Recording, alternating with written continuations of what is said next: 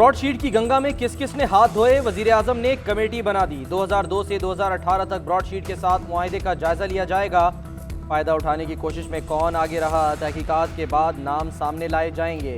वजीर आजम ने ब्रॉडशीट से फायदा उठाने को NRO करार दे दिया। कहते हैं मुल्क लूटने वालों का एहतसाब होगा, माफिया के आगे नहीं झुकेंगे। फख्र है PTI माफिया के बजाय अवाम की फंडिंग से वजूद में आई।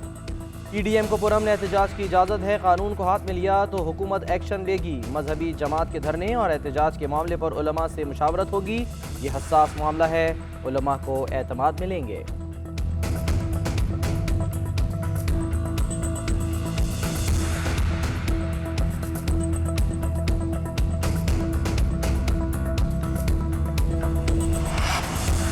हुकूमत ब्रॉडशीट की तफसीलात सामने ले आई। शहजाद अकबर कहते हैं नवाज शरीफ की एवन फील्ड प्रॉपर्टी की मद में ब्रॉडशीट को $1.5 मिलियन दिए गए। 21.5 में से 20.5 मिलियन शरीफ खानदान की प्रॉपर्टी की मद में देने पड़े। 2018 के ऑर्डर में लिखा है शहबाज शरीफ ने नैब को 7.3 मिलियन अदा किए। फैसले के मुताबिक इनकी चोरी का तखमीना 16 अरब रुपए लगाया गया। इनके NROs और सेटलमेंट की कीमत हमें अदा करना पड़ रही है। नैब हिरासत में किसी की मौत नहीं हुई, तनकीद से बाज रहें। अल्फाज के हेर फेर आए बाएं शाएं से काम नहीं चलेगा। आपकी चोरी पकड़ी जा चुकी, कौम और दुनिया जान चुकी है कि सिलेक्टेड हुकूमत और नैब कमीशन ज़दा है। ये लोग डील करते और कमीशन खाते पकड़े गए। मरियम औरंगजेब कहती हैं आमिरों के कौमी खजाने को नुकसानात का खमियाजा हम भुगत रहे हैं। कमीशन क्यों मांगी गई, किस कानूनी मुआहदे के तहत मुलाकातें हुई, अभी तो बहुत सी तफसीलात आना बाकी है। लंदन अदालत के फैसले ने नया पेंडोरा बॉक्स खोल दिया। अदालत के मुताबिक नैब ने ब्रॉडशीट के साथ न सिर्फ मुआहिदा तोड़ा बल्कि माली नुकसान पहुंचाने की साजिश भी की। ब्रॉडशीट LLC के नाम से फर्जी कंपनी के साथ तस्फिया किया। 2 अक़सात में गैर कानूनी तौर पर $15 लाख अदा किए गए।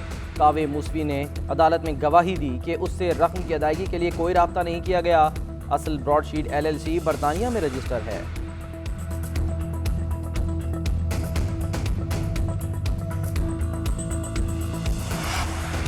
फॉरेन फंडिंग पर खामोशी कैसी, PDM का कल इलेक्शन कमीशन के बाहर एहतजाज। मौलाना फजलुर रहमान कहते हैं फॉरेन फंडिंग केस का मरकजी मुल्जिम इमरान खान है। मदर ऑफ NRO लेकर पाकिस्तान में सियासी अदम इस्तेहकाम पैदा किया।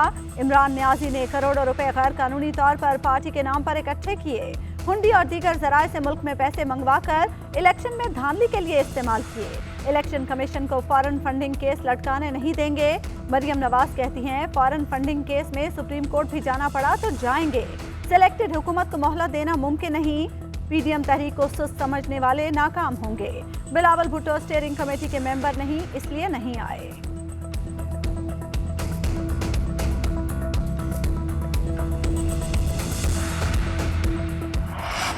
हुकूमत ने PDM को रेड जोन में एहतजाज की इजाजत देने का ऐलान कर दिया। शेख रशीद कहते हैं किसी को पहली दफा रेड जोन में आने की इजाजत दी जा रही है।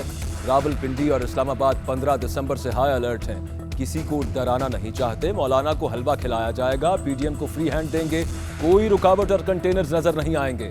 अगर किसी ने कानून हाथ में लिया तो कानून उसको हाथ में लेगा। वफा करोगे तो हम भी वफा करेंगे। एहतजाज में अंसारुल इस्लाम के तलबा और मदरसों के बच्चे लाए गए तो एक्शन होगा। PDM को इस सियासत से कुछ नहीं मिलना। पैनामा और ब्रॉडशीट में सब बेनकाब हो चुके।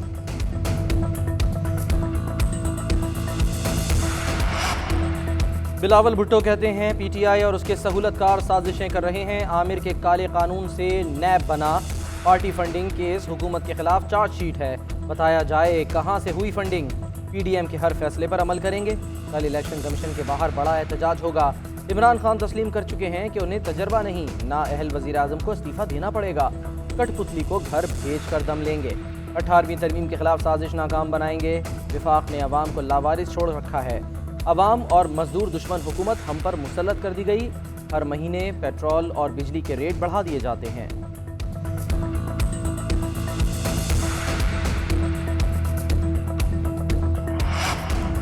करप्ट इमाम की इमामत में ये लोग एहतजाज करने जा रहे हैं। फिरदौस आशिक अवान कहती हैं करप्ट इमाम जमहूरियत को चैलेंज करना चाहते हैं। अवाम से हम कुछ नहीं छुपाएंगे। हुकूमत ने ब्रॉडशीट रिपोर्ट पब्लिक करने का फैसला किया। 2 खानदानों ने 2 बार NRO लिया। जब इनकी करप्शन के सबूत आते हैं तो हुकूमत के खिलाफ नई तदाबीर सोचते हैं।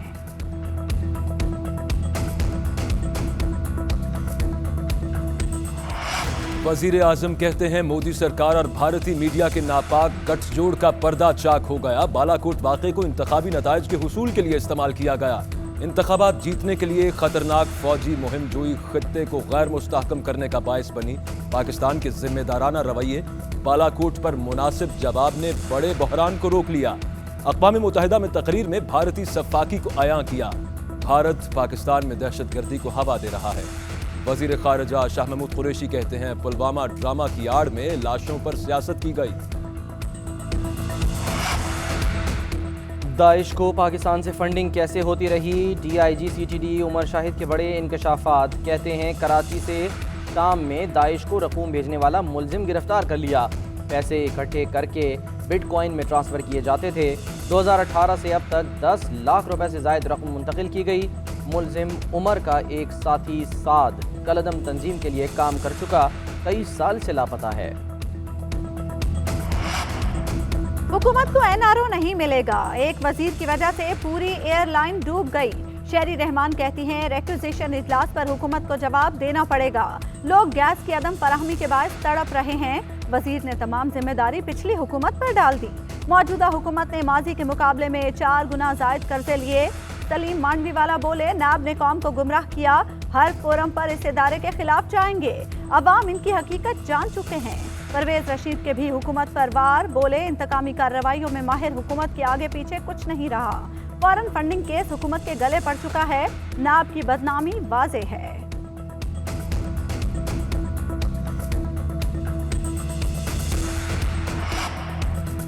माशी सूरत हाल बेहतर है, ऑपोजिशन सुन ले। सेनेट में हुकूमती अरकान का जवाब। हमाद अजहर कहते हैं सिंध हुकूमत ने बर वक्त गंदम रिलीज नहीं की। गन्ने का 170 रुपए रेट चल रहा था, किसान को 130 रुपए से ज्यादा रेट नहीं मिलता था। तहरीक इंसाफ के दौर में 230 के हिसाब से गन्ने की अदायगी की। मुशीर खजाना अब्दुल हफीज शेख ने कहा पाकिस्तान का माजी और हाल सबके सामने है, हमें अपनी आवाम को मायूस नहीं करना चाहिए।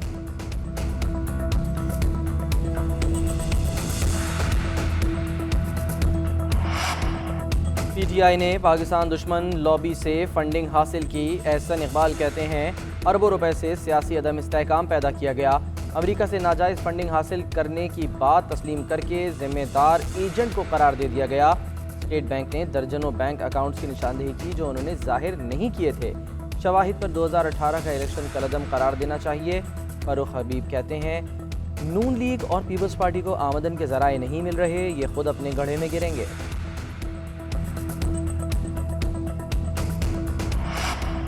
गोशवारे जमा न कराने वाले 154 अरकान असम्बली की रुकनीत मुअत्तल अरकान में सेनेट के 3, कौमी असम्बली के 48 और पंजाब असम्बली के 52 अरकान शामिल।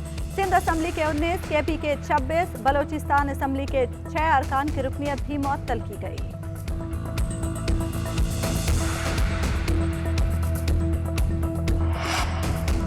PS52 उमरकोट के जिमनी इलेक्शन में तीर चल गया। 92 पोलिंग स्टेशन के नतायज सामने आ गए। गैर सरकारी नतायज के मुताबिक पीपल्स पार्टी के उम्मीदवार अमीर अली शाह भारी मार्जिन लेकर आगे। GDA के अरबाब गुलाम रहीम 6000 के करीब वोट लेकर दूसरे नंबर पर। जियालों ने वाज़ेह बरतरी पर जश्न मनाना शुरू कर दिया। इलाके में आतिशबाजी।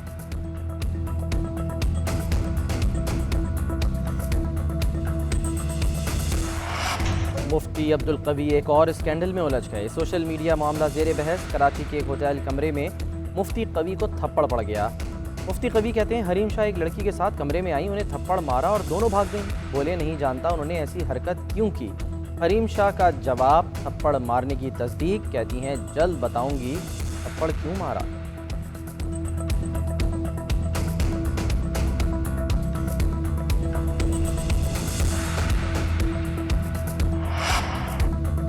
कप्तान जनूबी Africa cricket team Quinton de Kock ने पाकिस्तान को महफूज मुल्क करार दे दिया। बाबर आजम की बैटिंग की भी तारीफ। कहा पाकिस्तान को होम ग्राउंड पर हराना आसान नहीं। पाकिस्तानी स्क्वाड की पहली कोरोना टेस्टिंग क्लियर। खिलाड़ियों के कल कराची पहुंचने पर दोबारा कोरोना टेस्ट होंगे। पहला मैच 26 जनवरी से शुरू होगा।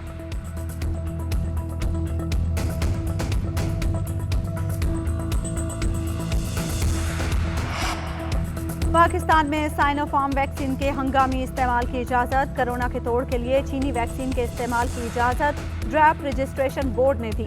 साइनोफार्म ने बजरिया NIH इजाज़तनामे के लिए दरखास्त दी थी। साइनोफार्म वैक्सीन की कामयाबी का मजमूई तनासुब 79% है।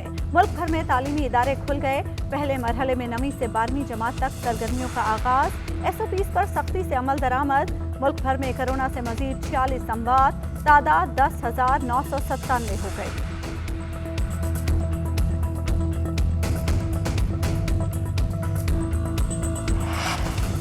और शोहरा आफाक अफसाना निगार सादत हसन मंटो की आज बरसी। माशरती तलखियों और इंसानी नफ्सियात पर बेबाक तहरीरों पर तनकीद का सामना रहा।